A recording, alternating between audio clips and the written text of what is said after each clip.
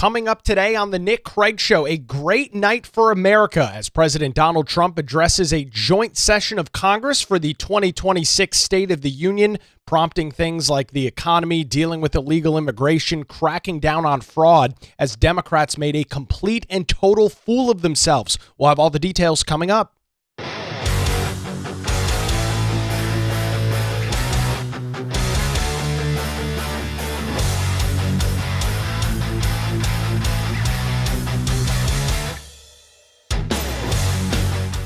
And a good Wednesday morning to you. Welcome into the Nick Craig Show, streaming live this morning on YouTube, Rumble, X, and Facebook. Don't forget that you can take the show with you 24/7 on demand by checking out the Nick Craig Show in your favorite podcast app. You can also listen online by visiting the website nickcraig.com. Our show this morning is brought to you by the Law Group here in Wilmington. Melissa Gott and her amazing team. Visit them online at lawgroupnc.com or give them a call at 910-251-6088. A busy night in our nation's capital Tuesday as President Donald Trump addressed a joint session of Congress, delivering his real first State of the Union address here in the 47th administration. Yes, he did do a brief address to Congress last year. However, you really don't get your State of the Union until you've been in the office for a year. And back on January the 20th of 2025, the president was sworn in. So here we are about 13 months after his official swearing in. And as we have documented and talked about a lot here on the Nick Craig Show, walking through what this administration has been doing, what this administration has been dealing with. And the president, I think in terms of dealing with the important issues, talking about those important issues, I don't think that I could have asked for a better State of the Union. I'm going to walk you all through it. I've got nearly 20 clips that we're going to walk through on the program today. You heard me say in the lead up to this, we've talked about this over the last couple of weeks. The president needed to focus on the administration's accomplishments, the administration's wins, and really hammer in on the successes. And a lot of those successes need to be played out as it relates to the economy. And the speechwriters within the administration, and I'm sure the president himself, who has a lot of input, as you can imagine, on something like the State of the Union, he absolutely knocked it out of the park. It was the longest State of the Union in U.S. history, rivaling and being longer than Bill Clinton's a State of the Union that he gave in the year 2000, which previously stood as the longest State of the Union address. And I'll say this, as somebody that has listened to, I don't even know, hundreds of hours of Trump speaking over the last decade, at no point during this State of the Union, and this is something that Trump deals with, especially in his more rally-style events. He rambles, he goes on and on and on, and you eventually kind of tune or check out. That was not the case at all during the State of the Union. He kept his audience, me and you and those watching in person on Capitol Hill last night, kept us engaged, kept us involved, and did a really good job at working through all of the various issues. And he opened up with, I would say, one of the best lines of the night, commenting about how we are not going back. When I last spoke in this chamber 12 months ago, I had just inherited a nation in crisis with a stagnant economy, inflation at record levels, a wide open border, horrendous recruitment for military and police, rampant crime at home, and wars and chaos all over the world. But tonight, after just 1 year, I can say with dignity and pride that we have achieved a transformation like no one has ever seen before, and a turnaround for the ages. It is indeed a turnaround for the ages. And we will never go back to where we were just a very short time ago. We're not going back. I love that phrase. And I'm hearing more and more people use it, and we need to continue to say it. We're not going back. We're not. We're not going back to open borders, rampant inflation, lawlessness in the streets. We're not going back. It sounds simple. It's not a very complex idea, but it is, to me, incredibly powerful. and highlights the disaster, as the president did that was about 2 minutes into his opening comments Tuesday night. He highlights all of the issues and says, we're not doing this again, folks. We're not going back to this. We're not rolling back the clocks. We're not repeating what we saw over the last 4 years. And that's obviously what a lot of American people wanted. They didn't want to go back. That's why they voted for Trump over Joe Biden's failed vice president in Kamala Harris. They didn't want to go back. They didn't like what was going on, and they decided that they wanted to pivot and move on to something else. And the president has still a lot more work to do, but has been delivering on many of those promises and providing the American people with an alternative solution to the garbage, the chaos, and the nonsense that you saw under the Biden administration. The economy is going to be the major issue in this midterm election, barring some major unannounced issue or major conflict or major situation that takes place. And it wasn't long into his comments that the president talked about where prices have been in the past and what he's doing to bring them down. The Biden administration and its allies in Congress gave us the worst inflation in the history of our country. But in 12 months, my administration has driven core inflation down to the lowest level in more than 5 years. And in the last 3 months of 2025, it was down to 1.7%.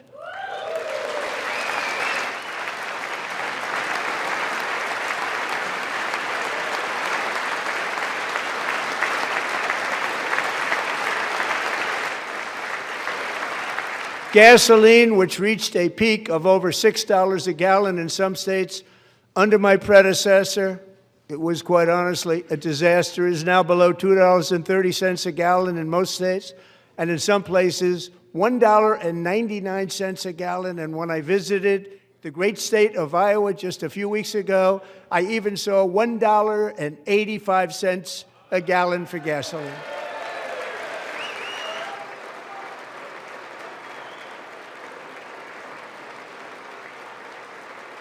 Again, highlighting these major accomplishments, Mortgage rates these major are the lowest issues. in 4 years and falling fast, and the annual cost of a typical new mortgage is down almost $5,000 just since I took office. 1 year.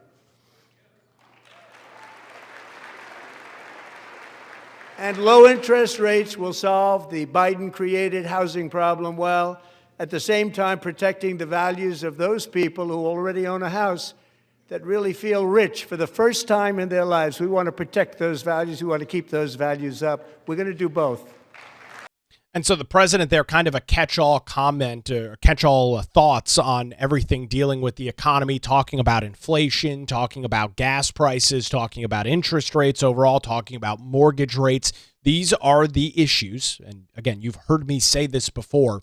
These are the major issues that this administration needs to continue to hammer on, needs to continue to get out there, whether it's rally-style events, events at the White House, whatever it might be. This is the kind of narrative, this is the kind of message that I believe if the Republican Party, if the GOP wants to have success as we head deeper into 2026 and get closer to those midterm elections, this needs to be the message that you are hearing from the president, members of Congress, U.S. senators, and even state lawmakers. Continue hammering this message home. And the economy was one, as we are well aware, one of the major driving factors that drove people to support President Trump in his second term back in November of 2024. One of the other major problems, immigration. And it didn't take long for the president to jump into that as well.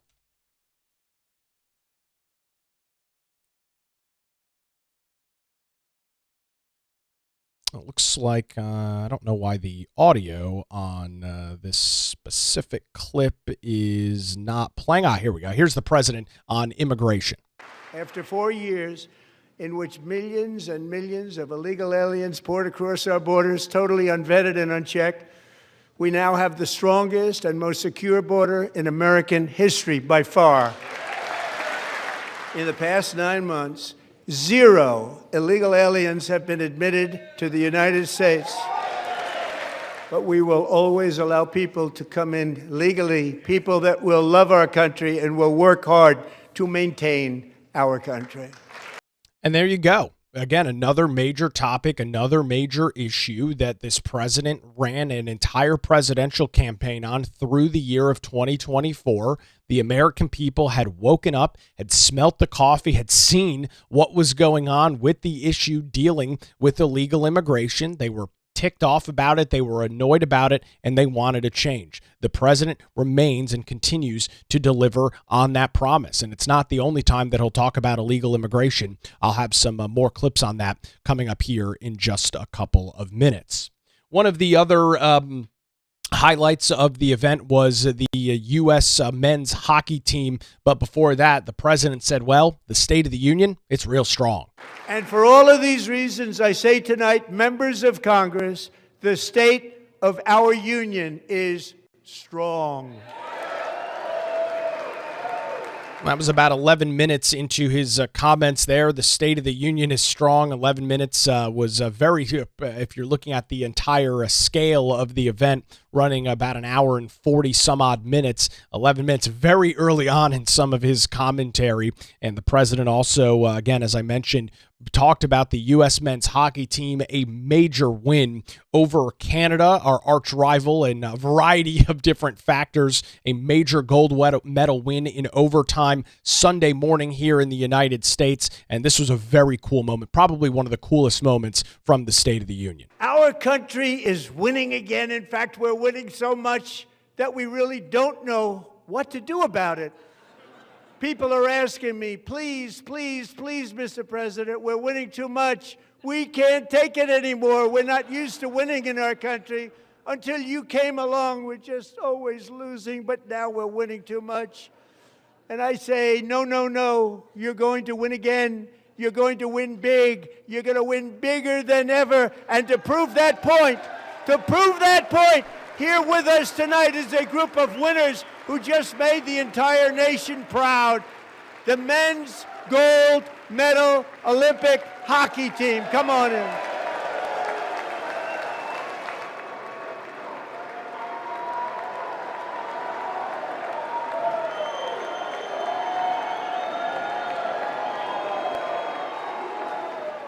That's the first time I've ever seen them get up. He's referring to Democrats, by the way. Not all of them did get up. Losers. But they beat a fantastic Canadian team in overtime, as everybody saw, as did the American women who will soon be coming to the White House. They were in the Oval Office before, and I just want to say a second very big congratulations to Team USA. But I have to say that, and I told them this, and we took a vote of the team. I said, anybody votes no, I'm not doing it. So they stood there, and they weren't about to say no, because I've never seen a goaltender play as well as goalie Connor Hellebuck.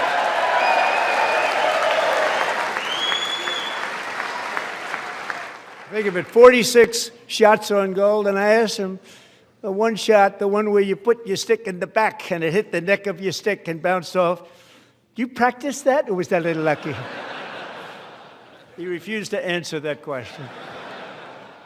But I just want to tell you that the members of this great hockey squad will be very happy to hear, based on their vote and my vote, and in this case my vote was more important, that I will soon be presenting Connor with our highest civilian honor, which we will be given and which has been given to many athletes over the years.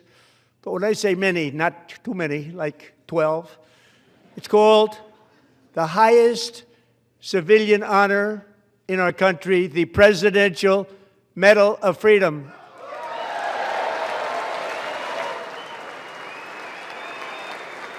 So a pretty cool moment there from the State of the Union, as the U.S. goalie, as the president noted, had saved more than 40 shots on goal, brought the U.S. and gave them that 2-1 victory over Canada on Sunday, announcing that he will be getting the Presidential Medal of Freedom, the highest civilian honor that can be given to somebody not in the military. There obviously are other awards. There was some other military awards given out by the president president last night as well, but the highest civilian honor is going to go to the U.S. goalie. And if you watched that game match Sunday morning, you very clearly understand why that is the case. I would say one of the coolest moments from the State of the Union. Great to see these U.S. men out there walking through the gallery, kind of walking in as guests, getting standing ovations from most of the crowd. Of course, the Democrats, the miserable, useless left, could not stand for the U.S. men's hockey team,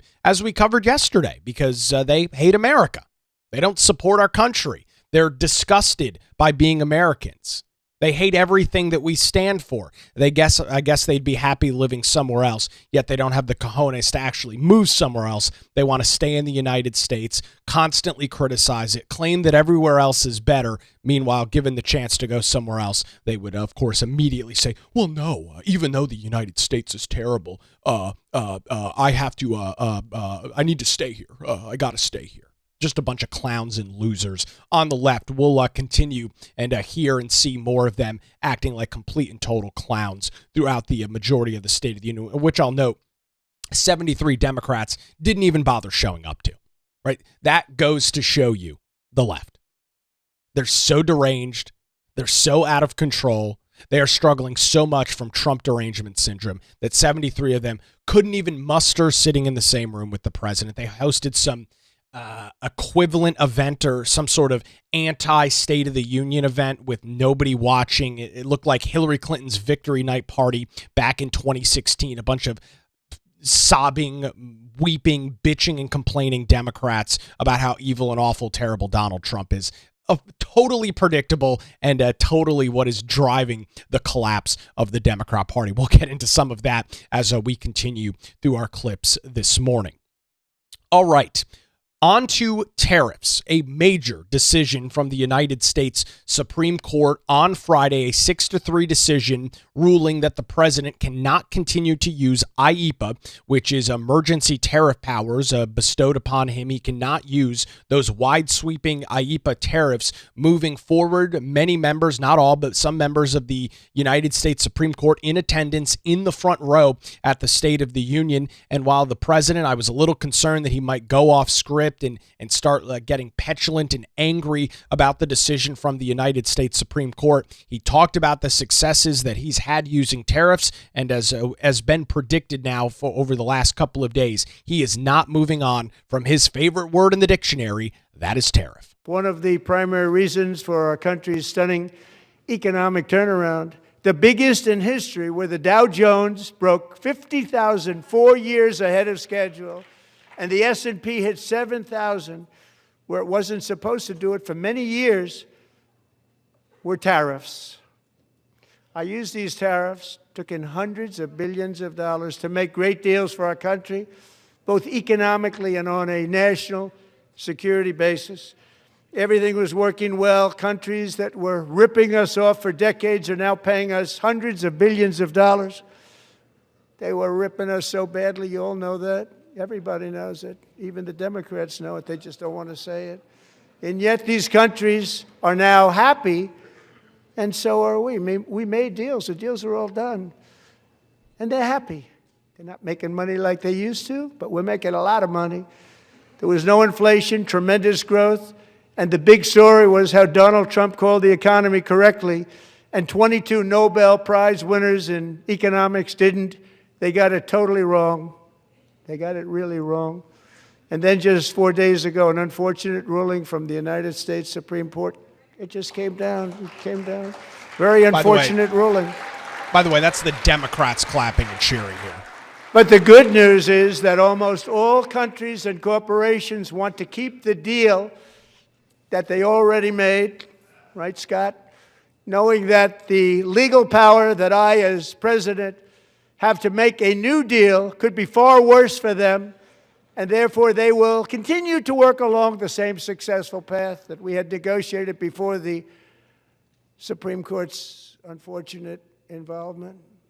So despite the disappointing ruling, these powerful country-saving, it's saving our country, the kind of money we're taking in, peace-protecting. Many of the wars I settled was because of the threat of tariffs. I wouldn't have been able to settle them without.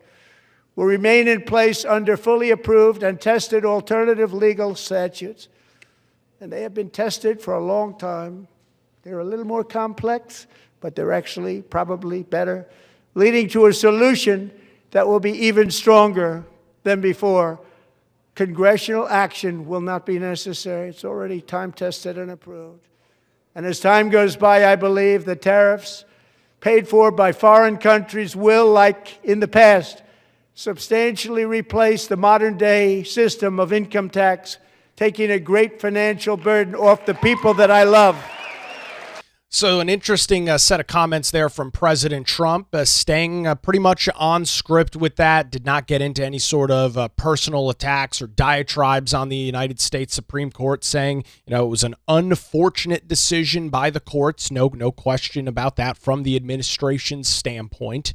And then at the end there, highlighting something that has been echoed by many within the administration, getting to a period of time back to our nation's founding where there was no federal income tax or sales tax or things like that, and the essentially government and the federal government being funded by tariffs. It is remained to be seen exactly how the president is going to go about this. One thing I can say for absolute certainty here on this day after the State of the Union is that the president is not moving off the issues of tariffs. He's not. That there was some thought and there was some speculation that he would pivot to something else. Last night absolutely proves, I think without a doubt, that he is going to stay on this issue. And he continued on the economy, talking about prices coming down as something that him and the administration need to continue to hammer home. Is down 60%, Madam Secretary. Thank you. The cost of chicken, butter, fruit, hotels, automobiles, rent is lower today than when I took office by a lot. And even beef, which was very high, is starting to come down significantly. Just hold on a little while. We're getting it down. And soon you will see numbers that few people would think were possible to achieve just a short time ago. Nobody can believe when they see the kind of numbers, and especially energy, when they see energy going down to numbers like that, they cannot believe it. It's like another big tax cut. And that's exactly what needs to be highlighted. I mean, let's be perfectly honest and clear about this. When prices skyrocket, when inflation goes up, it inherently makes everything less affordable. And the president, I don't have the clip from it, but he highlighted how the Democrats have all of a sudden picked up on this word affordability. They want to talk about affordability and affordable this and affordable that. Meanwhile, during the Biden administration, in the summer of 2022, you had inflation at 9.5%. I didn't hear them uttering the word affordability. They were talking about how the inflation was transitory, whatever that means, maybe reassigning its gender at that period of time. They don't want to talk about affordability, but now it is their main calling card. It is the main topic that they want to talk about. I think setting the stage for what I believe is going to be the major battle as we get closer to the election later this year. It's going to be the economy. It's going to be prices. It's going to be mortgage rates, auto loan rates, credit card rates, the stock market. These major topics as it surrounds the economy will likely be one of the major driving factors for voters when they show up, starting in some places in late October for early voting, and as we approach the early November election day here in 2026. Minnesota fraud has been a major topic as well over the last couple of months within the administration. The president held absolutely nothing back as it relates to that. But when it comes to the corruption that is plundering, it's plundering America. There's been no more stunning example than Minnesota, where members of the Somali community have pillaged an estimated $19 billion from the American taxpayer. Oh, we have all the information. And in actuality, the number is much higher than that. And California, Massachusetts, Maine, and many other states are even worse. This is the kind of corruption that shreds the fabric of a nation, and we are working on it like you wouldn't believe.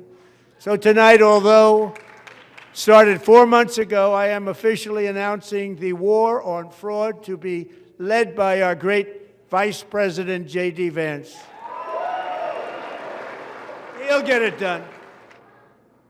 And we're able to find enough of that fraud we will actually have a balanced budget overnight. It'll go very quickly.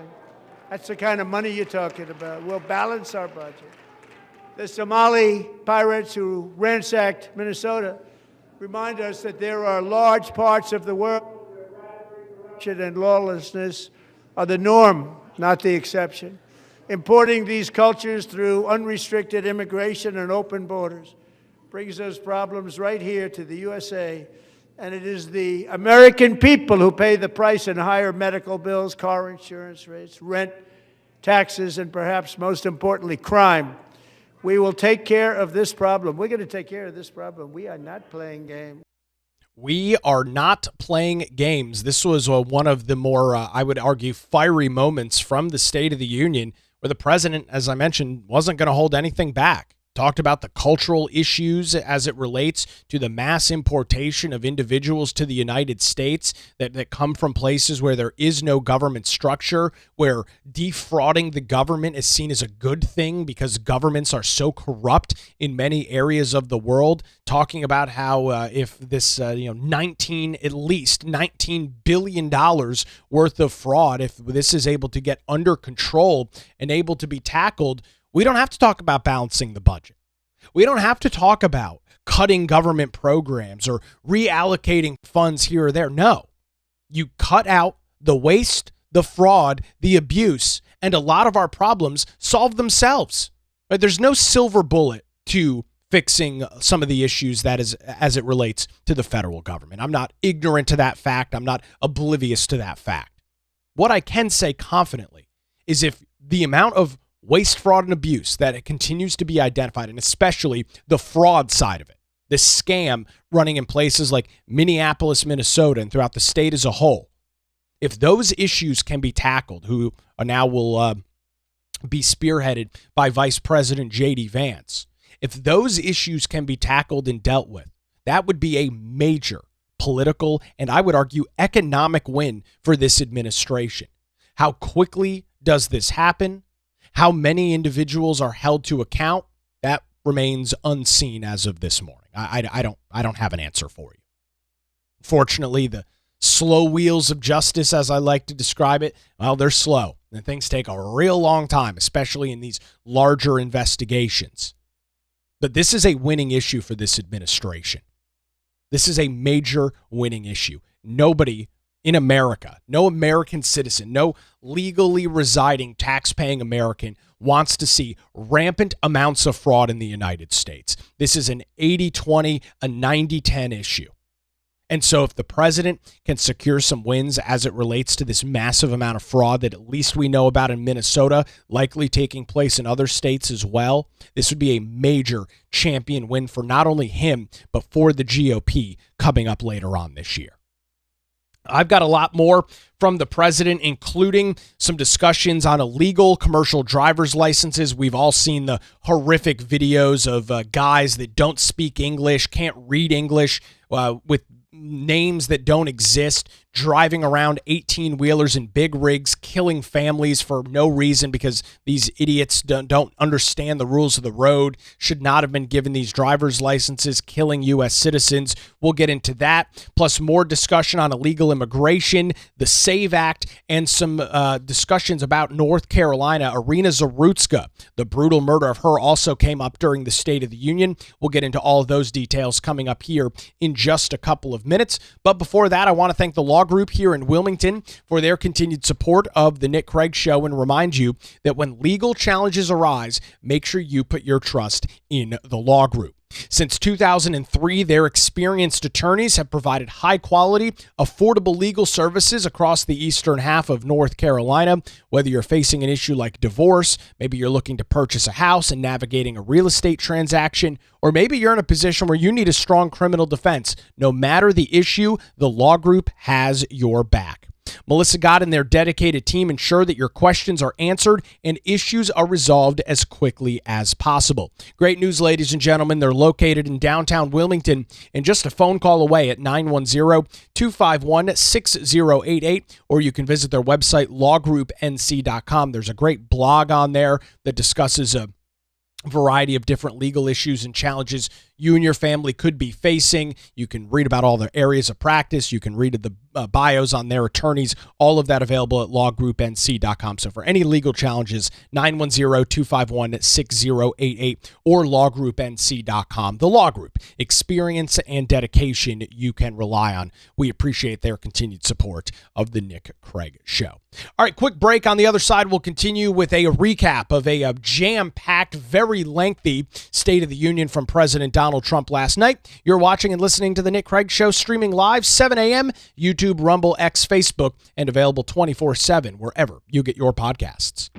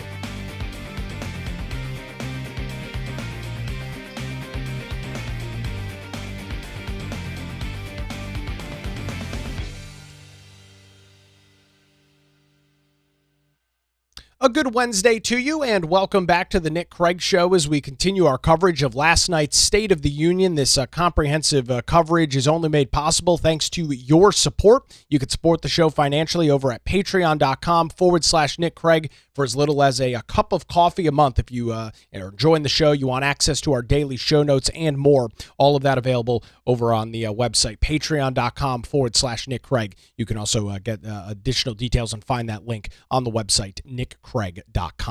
All right, so the president highlighted the Minnesota fraud issue, big problem there. Another issue starting to gain some more national attention is the issue of giving CDLs, those are commercial driver's licenses, to individuals who are legally in the United States. And we've seen some horrific stories over the last couple of years of these illegal immigrants driving around these 18-wheelers, towing thousands of pounds worth of things throughout the country, making illegal U-turns, veering off the road, and killing American families. The president didn't hold back on that much either. Lila Coleman was only 5 years old in June 2024 when a 18-wheel tractor trailer plowed into her stopped car traveling at 60 miles an hour or more.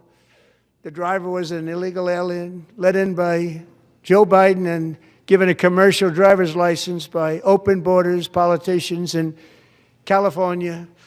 Doctors said Delilah would never be able to walk or talk, have a good life. She wouldn't even be able to eat again. But against all odds, she is now in the first grade learning to walk. And she's here this evening with her dad, Marcus, a fantastic man. Delilah, please You are a great inspiration. Please stand up.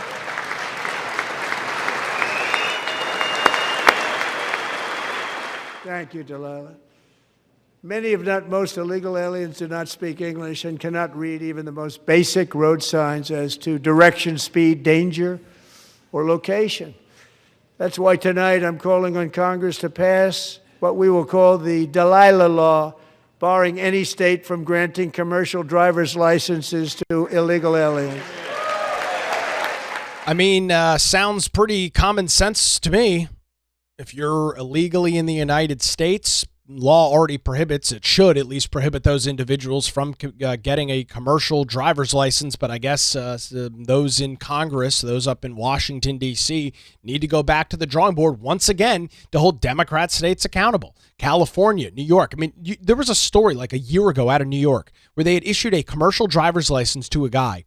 On the license, the first name was No and the last name was Name. They issued a commercial driver's license, which gives you the ability to tow around tens of thousands of pounds worth of materials and goods to a guy with the name No, Name. That's what they put on the CDL. That is who you want driving on your American streets. That's who you want driving on the roads when your kids are on a school bus. You're driving your children to school. You're going on a family vacation, driving up and down on I-95. Really? It's a stupid policy. It's a ridiculously stupid policy. But, that's the Democrat Party. Those are their litany of winning issues that they continue on. And I hope that after the State of the Union last night, that members of Congress get together on this and get Delilah's law or the Delilah Act passed and bring this nonsense to a close. The president highlighted more of the issues as it relates to illegal immigration, illegals in the United States, and said that the deportations are not going to stop. And yesterday, as you probably saw at the White House, I hosted a ceremony with Americans who lost their treasured loved ones to the scourge of illegal immigration. People came into our country, how we allowed this to happen with our open borders. These are the angel moms and families that for decades our government betrayed and our media totally ignored. It was terrible. Hard to believe, actually. In 2023, a 16-year-old high school cheerleader named Elizabeth Medina was supposed to perform in her town's Christmas parade, but she never arrived. Her mother, Jacqueline, went home to look for her, and she found her lying dead in a bathtub, bleeding profusely after being stabbed 25 times. Elizabeth's killer was a previously arrested illegal alien who had broken in and brutally extinguished the brightest light in her family's life, violently and viciously. Her heartbroken mother is in the gallery to remind everyone in this chamber exactly why we are deporting illegal alien criminals to our country at record numbers, and we're getting them the hell out of here fast. We don't want them. And this continues to be a major losing issue for those on the left. They continue to support illegal immigrants. They continue to support illegal immigration, and it is not working for them. The president, in arguably the most viral moment of the night, you probably saw this clip on social media throughout the day, was asking individuals in Congress to stand up if they support protecting American citizens over those illegally in the country. Let me make sure I state that again. The president asked duly elected members of the United States Congress to stand if they support Americans over those that have broken our laws, broken our federal immigration laws, and come into the country. This was probably the most startling moment from the State of the Union. So tonight I'm inviting every legislator to join with my administration in reaffirming a fundamental principle. If you agree with this statement, then stand up and show your support. The first duty of the American government is to protect American citizens, not illegal aliens.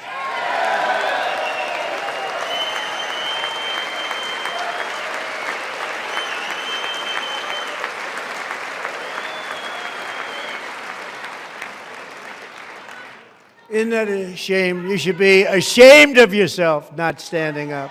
You should be ashamed of yourself. That is why I'm also asking you to end deadly sanctuary cities that protect the criminals and enact serious penalties for public officials who block the removal of criminal aliens. In many cases, drug lords, murderers all over our country, they're blocking the removal of these people out of our country, and you should be ashamed of yourself. Amen to that. You should be ashamed of yourselves. And you've got these a couple of radical progressives. You may have been able to hear it there while the president was ending his comments about sanctuary cities and that, yelling and screaming at the president. What the hell are these people thinking? I mean, honestly, what data, what polling, who are they talking to? Which of their constituents are they talking to that are telling them that it is a good idea to be more in favor of those illegally in the country than those that are legal U.S. citizens and or residents? Where is this coming from? This is a disaster for the Democrat Party. Great comment coming in. I don't want to be too overconfident, but the Democrat Party looks broken. That last clip really showed and highlighted that for me. That the Democrat Party is just completely shattered right now.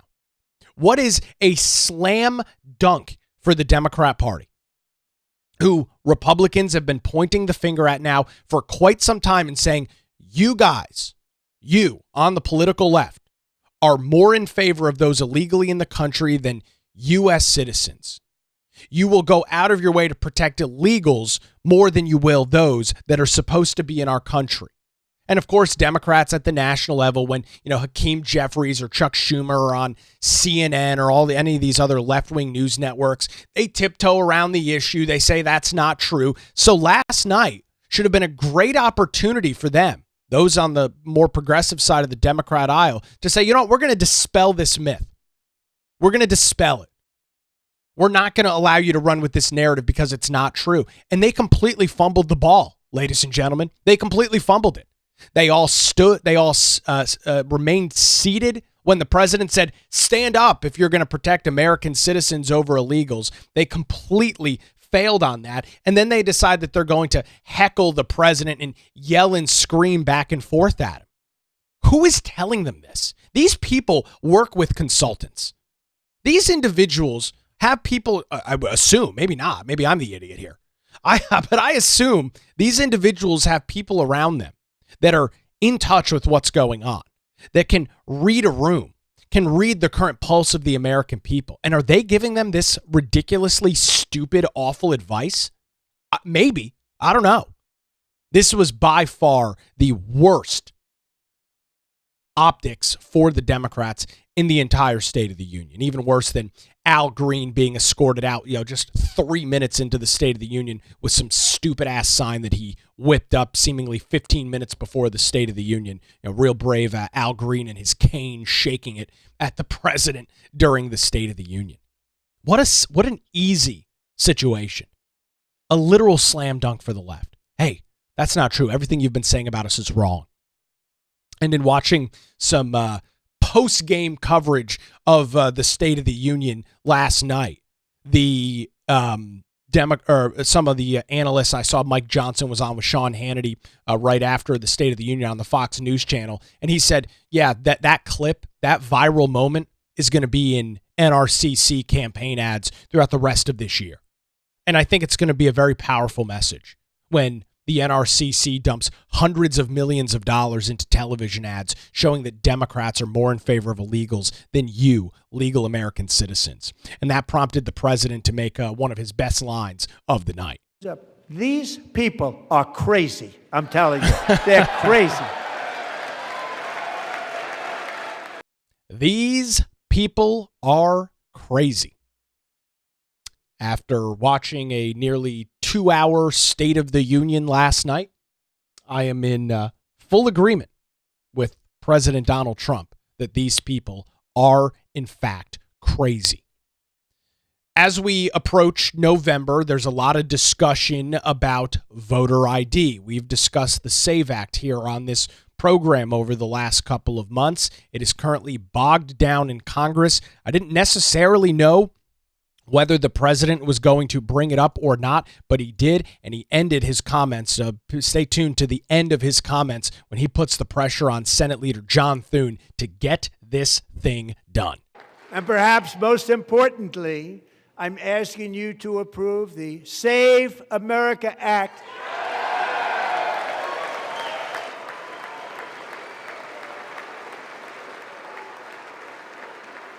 To stop illegal aliens and others who are unpermitted persons from voting in our sacred American elections. That cheating is rampant in our elections. It's rampant. It's very simple. All voters must show voter ID. All voters must show proof of citizenship in order to vote. And no more crooked mail-in ballots except for illness, disability, military, or travel. None. And this should be an easy one. And by the way, it's polling at 89%, including Democrats. 89%.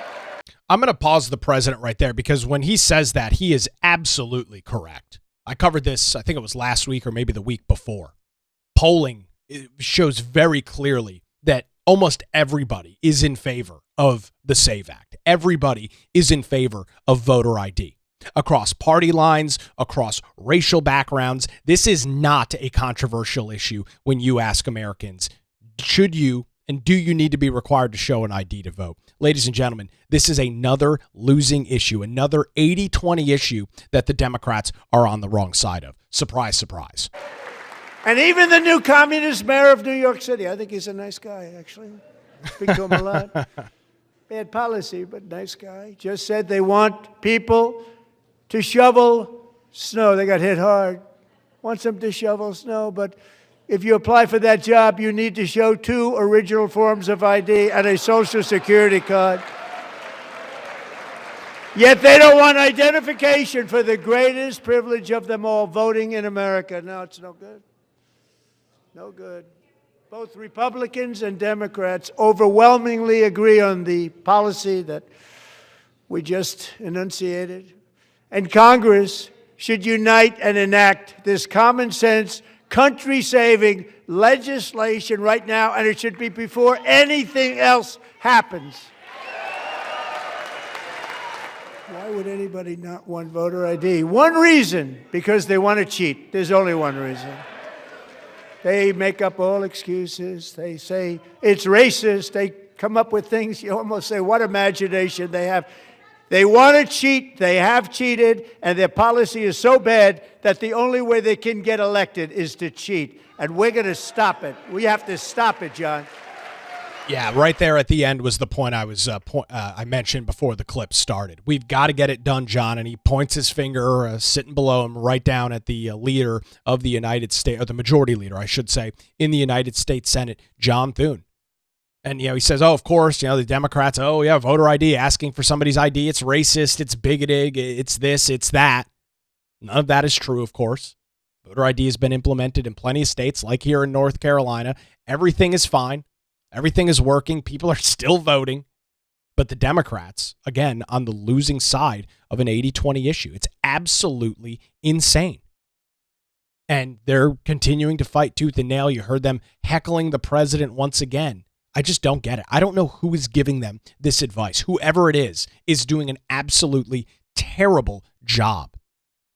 I was not necessarily anticipating that the president would bring up Irina Zarutska. Of course, for those that have been following this story, it goes back to late August of 2025. A 23-year-old Ukrainian refugee riding on the Charlotte light rail in our state's largest city, brutally murdered by DeCarlos Brown Jr. Not only did he mention Irina Zarutska, he invited her mother to attend the State of the Union, and she was sitting in the visitors gallery. Above all, unleashing America's promise requires keeping our communities safe.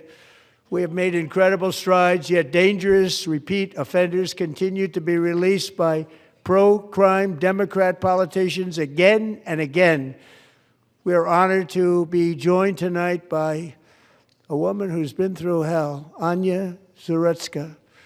In 2022, she and her beautiful daughter, so beautiful, what a beautiful young woman, Irina, fled war-torn Ukraine to live with relatives near Charlotte, North Carolina. And by the way, what's going on with Charlotte?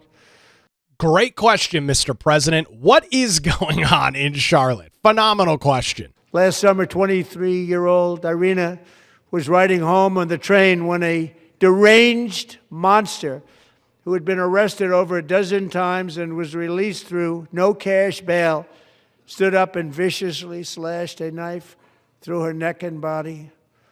No one will ever forget. There were people on that train. No one will ever forget the expression of terror on Irina's face as she looked up at her attacker in the last seconds of her life. She died instantly. She had escaped a brutal war only to be slain by a hardened criminal, set free to kill in America, came in through open borders. Mrs. Zarutska, tonight I promise you we will ensure justice for your magnificent daughter, Irina.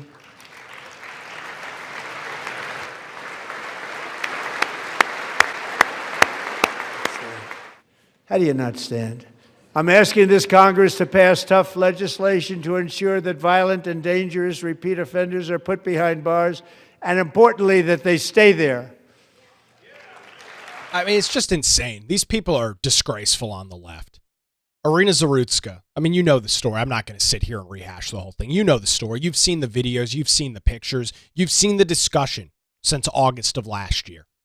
The Democrat Party, as awful as they are, they can't stand for Irina's mother, who is in the visitors gallery at the State of the Union, sobbing profusely, as you can imagine, still mourning the loss of her daughter, as the president highlights, escaping war-torn Ukraine to come to Charlotte, North Carolina, only to be murdered by DeCarlos Brown Jr., only to be murdered by a known repeat offender, a known repeat criminal who should have never been out on the streets, that Democrats allowed out with their ridiculously stupid, soft on crime, no bail, cashless bail, everybody's a victim mentality, allowed Irina Zarutska to get killed. The blood is on the hands of Democrats. Now, fortunately, here in North Carolina, state lawmakers passed Irina's law last year. They've got that in place. It holds magistrates, it holds judges accountable when they allow these dangerous, hardened criminals out on the streets. Folks, there are many things in your life that you can't prevent. Terrible, tragic things happen. You read it and see it on the news every single day. And it's awful, it's terrible. There are things, however, that are completely preventable and completely avoidable. We talk about illegals driving 18-wheelers, making illegal U-turns, killing entire families in Florida. We talk about 23-year-old refugees trying to assimilate, become part of the American society, working hard, coming home from her job, 10 o'clock, riding the Charlotte light rail, being a useful member of society. She's brutally slaughtered on the train for no reason, minding her own business, just happened to sit in the wrong seat.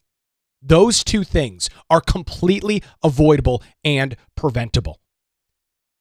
The Democrat Party has lost its script.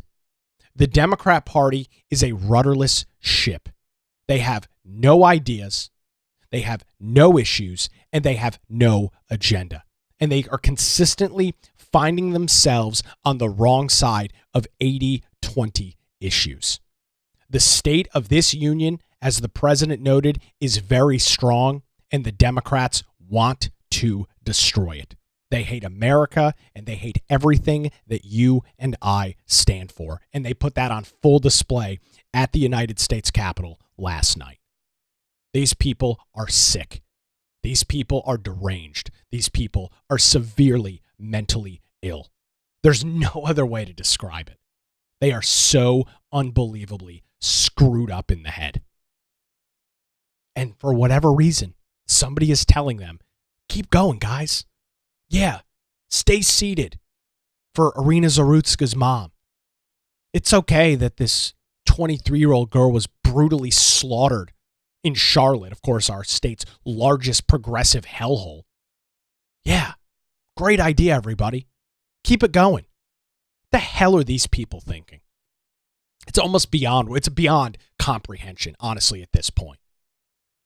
Couple of final clips to wrap up the State of the Union. Obviously, a lot of talk in the last couple of days about Iran, U.S. putting a lot of strategic military assets in the region. The president highlighted that as well. Take a listen. As president, I will make peace wherever I can, but I will never hesitate to confront threats to America wherever we must. That's why in a breakthrough operation last June, the United States military obliterated Iran's nuclear weapons program with an attack on Iranian soil known as Operation Midnight Hammer. For decades, it had been the policy of the United States never to allow Iran to obtain a nuclear weapon, many decades. Since they seized control of that proud nation 47 years ago, the regime and its murderous proxies have spread nothing but terrorism and death and hate. They've killed and maimed thousands of American service members and hundreds of thousands and even millions of people with what's called roadside bombs. They were the kings of the roadside bomb.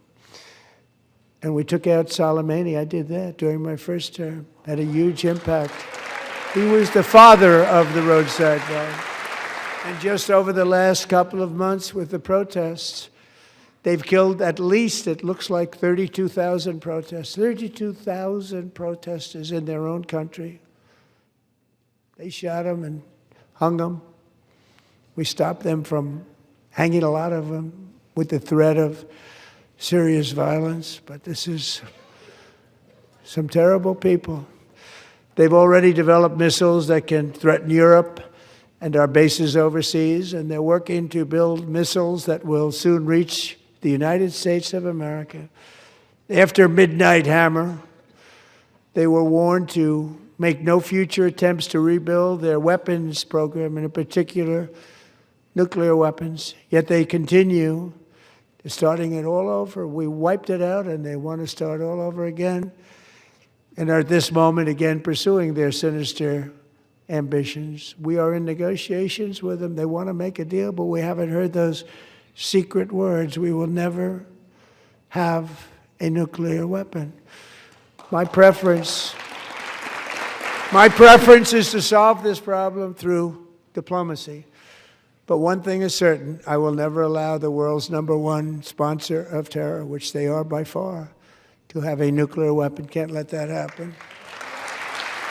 Can't let it happen. The president says diplomacy is the first pathway forward. He has been trying to do that now for the better part of a year, continues down that path, but Trump's not an idiot. And he very clearly understands that if diplomacy is not going to work with the supreme leader in the Iranian regime out of Tehran, then this is the solution. You're going to have to go with some sort of, strategic military strikes and really prove to the Iranian government and to the Iranian people that this is not going to be allowed going forward. You're not going to be allowed to continue to spin centrifuges and work through the process of refining uranium and building nuclear weapons. The president is making that as abundantly clear as possible. No insight as to what the plans are, how quickly things will happen. Probably not the most appropriate venue for it, but Pete Hegseth and Marco Rubio and others within the cabinet are dealing with this issue 24/7 around the clock, getting updates as the clock continues to tick. And if the Iranian regime does not move on this, I can guarantee you they're not going to like the results that play out from this administration. All right, we are in the home stretch here. The president honored a few current and former military members, giving them military awards and honors. And with that, he closed out his commentary in arguably the best way possible. This is the closing remarks running about 4 minutes from President Donald Trump. Listen to every word of it. 250 years is a long time in the life of a nation. But in another sense, it's really a mere moment in the eye of history. Two of the gentlemen we met in the gallery this evening took their first breaths 1 century ago 100 years before that, on July 4th, 1826, the author of the Declaration of Independence, brilliant, Thomas Jefferson, drew his last breath. Just a single long human lifespan separates the giants who declared and won our independence from the heroes who stand among us tonight. Everything our nation has done, everything we have achieved, has been the work of those few great lifetimes. In those brief chapters, Americans built this nation from 13 humble colonies into the pinnacle of human civilization and human freedom, the strongest, wealthiest, most powerful, most successful nation in all of history. Americans ventured out across the daunting and dangerous continent. We carved paths through an unforgiving wilderness, settled a boundless frontier, and tamed the beautiful but very, very dangerous Wild West. From empty marshes and wide open plains, we raised up the world's greatest cities. Together, we mastered the world's mightiest industries and shattered history's monstrous tyrannies. And we liberated millions from the chains of fascism, communism, oppression, and terror. Americans lifted humanity into the skies on the wings of aluminum and steel, and then we launched mankind into the stars on rockets powered by sheer American will and unyielding American pride. We wired the globe with our ingenuity. We captivated the planet with American culture, and now we are pioneering the next great American breakthroughs that will change the entire world. All of this and so much more is the enduring legacy, unmatched glory of the hardworking patriots who built and defended this country and who still carry the hopes and freedoms on all of humanity's backs. For years they were forgotten, betrayed, and cast aside, but that great betrayal is over and they will never be forgotten again, because when the world needs courage, daring, vision, and inspiration, it is still turning to America. And when God needs a nation to work his miracles, he knows exactly who to ask. There is no challenge Americans cannot overcome, no frontier too vast for us to conquer, no dream too bold for us to chase, no horizon too distant for us to claim. For our destiny is written by the hand of providence, and these first 250 years were just the beginning.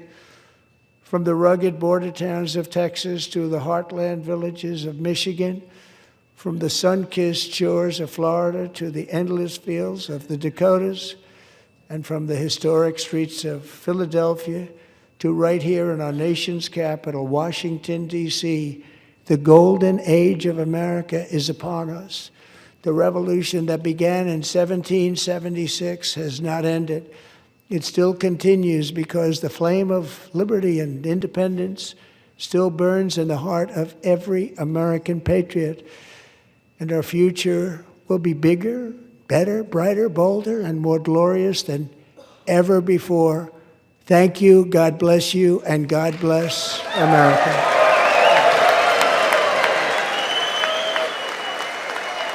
I don't really have much to say following that clip. The State of the Union, which, as I noted at the open, was lengthy, went on for quite a significant amount of time. The president had my attention the entire time, and I will be publicly admitting I have no problem, no shame saying this. He loses me in a lot of his addresses because he rambles and he goes all over the place. He had me engaged for the entirety of the event, highlighted that the State of the Union is strong, highlighted the successes and the victories, the wins that this administration has had, many of those coming economically, relating to the border, relating to illegal immigration, fraud, major political wins for this administration, and the Democrats made complete and total fools of themselves, remaining seated while the president is honoring the mother of Irina Zarutska, brutally murdered in Charlotte, North Carolina. When asked the very simple question, is it your duty as elected officials representing America's federal government to protect American citizens. They can't even stand for that. 73 of them decided that Trump was too controversial to go, so we're going to go host our own counter event with 18 people standing in the room. They have completely lost the script. This party has no direction, and still, it is amazing to think at this point, late February, we're less than a week away from March, there's not a clear leader, there's not a clear messenger, there's nobody. It is a scattered group of progressives that have no unique thought, no unique idea, and want to push forward some of the most disastrous, dangerous, and damaging policies that the United States has ever seen. The Democrat Party has got to get this figured out if they want to have success later this year. Now, personally, I hope they miserably fail because we know what they want. As I'll go all the way back to the first clip we played. We're not going back, which is what the president said. I don't want to go back. I'm not interested in that. We're not doing it. So I hope they fail. It is going to be very interesting to see the reaction, as you can imagine, to this has been interesting. I saw some of the headlines on MSNBC and CNN this morning. They called it a divisive speech. It wasn't divisive. What was divisive about it? Hey, we don't want illegals driving 18-wheelers and killing entire families. Hey, we don't want dangerous, hardened criminals released from prison slicing the neck of young women riding public transportation. If you consider that divisive, you're a freaking idiot. You're a moron. You're a buffoon. If that is your definition of divisive rhetoric and divisive comments, you are the problem. You are absolutely the problem. Makes absolutely no sense whatsoever. So there's the recap.